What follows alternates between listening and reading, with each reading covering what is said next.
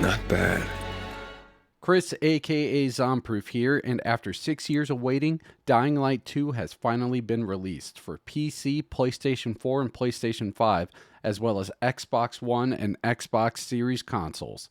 I put in over 20 hours exploring the world, and while there's still a lot to be seen, I'd like to share my initial review.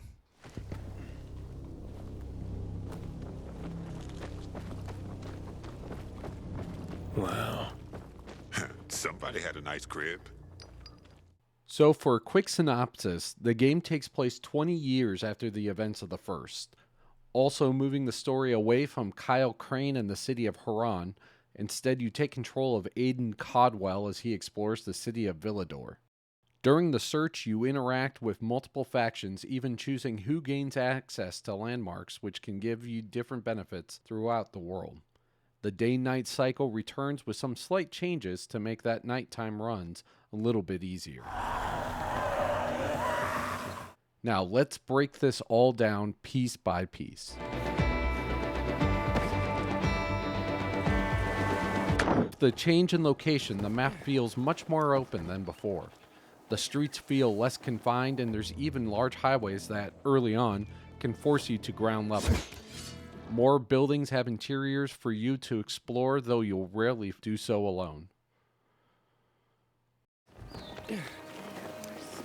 The rooftops are your safe space. Most of humanity lives in makeshift buildings covered in UV lights, tending to small gardens, with bees, who apparently made a comeback. Between these shacks are ramps, pulleys, cables, ladders, hanging bars, pretty much everything you need to get you off the streets. Each faction does have a major base of operation, which includes traders for buying and selling, and craft masters to upgrade your blueprints.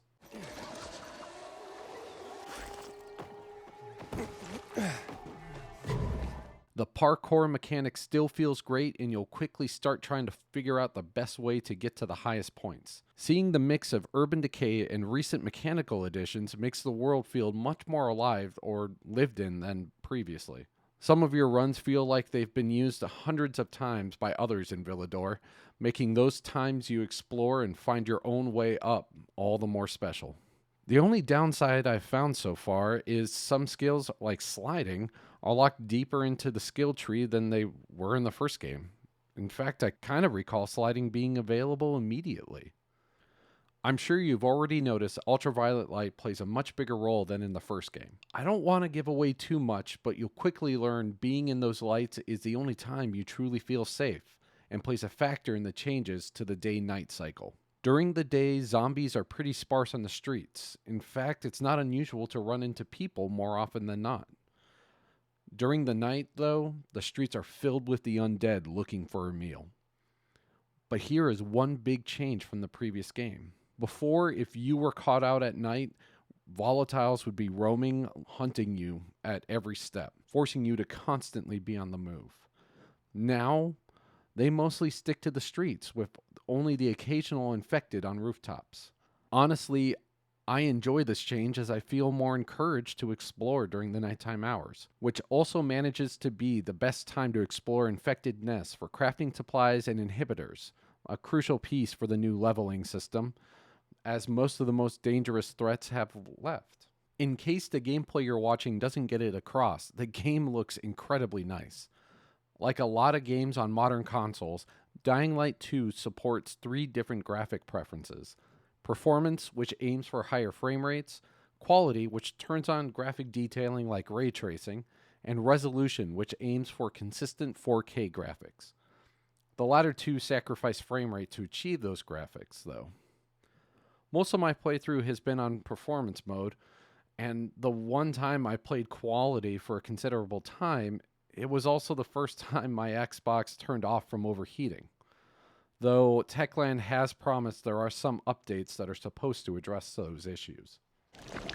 The combat doesn't feel like it's changed too much, which I would honestly say is a really good thing. You still look to melee weapons to survive most fights, with range weapons being limited mostly to arrows and boomsticks.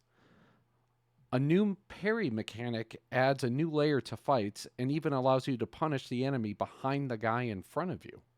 Though, if I'm being completely honest, most of that was pointless after I unlocked the Dropkick ability, and now that's pretty much the only way I attack. Ooh, look at how much air he got.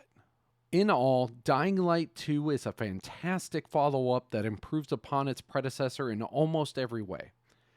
It may have its share of bugs, though Techland seems to be working hard at crushing as many as they can. They've promised 5 years of support and updates, with the first DLC coming in June. With all that in mind, this game gets a strong recommendation and the Zomproof stamp of approval. While the player character has few skills that are translatable to surviving against the undead in the real world, the game does portray a world that has found a fairly successful way to survive on rooftops. Just gotta protect those bees. And that's my review. Tell me your thoughts on Dying Light 2 in the comments below. And also don't forget to hit the like and subscribe buttons and follow me on Twitter @Zomproof. Once again, this is Chris, aka Zomproof. Thanks for stopping by.